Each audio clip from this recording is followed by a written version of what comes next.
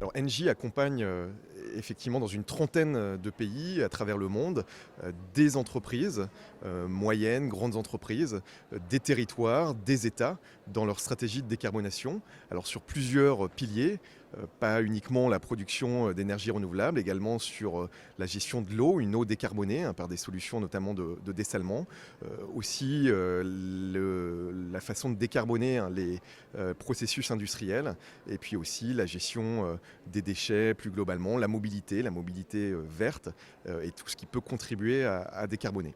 Le Maroc est un leader énergétique mondial, extrêmement bien placé dans la zone, géographiquement parlant, du fait de son potentiel également renouvelable, notamment dans les provinces du sud, mais pas uniquement. Et donc le Maroc a les moyens de se positionner comme hub entre l'Afrique, le Moyen-Orient et l'Europe, notamment effectivement sur les vecteurs énergétiques que sont l'hydrogène vert. Elle a potentiellement aussi de l'hydrogène naturel en sous-sol qui pourrait aussi être utilisé pour décarboner les processus industriels.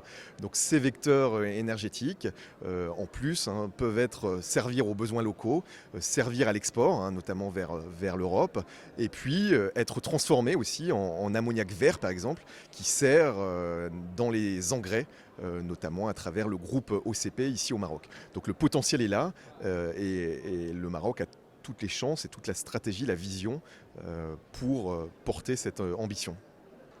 Alors sur les barrières pour les entreprises marocaines, le premier point, je dirais que c'est la sensibilisation, c'est-à-dire qu'elles ne connaissent pas forcément tout ce qui est possible. Elles se disent finalement la décarbonation c'est uniquement mettre des panneaux solaires sur son toit et puis voilà, l'utiliser pour sa consommation classique, éventuellement la remettre sur le réseau. En fait, c'est un ensemble de solutions. On parle vraiment de toute la chaîne de valeur. Décarboner la mobilité, décarboner le transport, la logistique, les packaging, décarboner aussi la gestion de l'eau et des déchets. Donc c'est un ensemble de solutions qu'il faut communiquer. Donc la sensibilisation et les événements de ce type sont extrêmement importants. Et puis ensuite, c'est les solutions de financement. Il y a des solutions de financement diverses et variées. Là aussi, il faut les présenter. Pas uniquement pour les grands groupes, les grandes multinationales, mais aussi pour les très petites et les moyennes entreprises.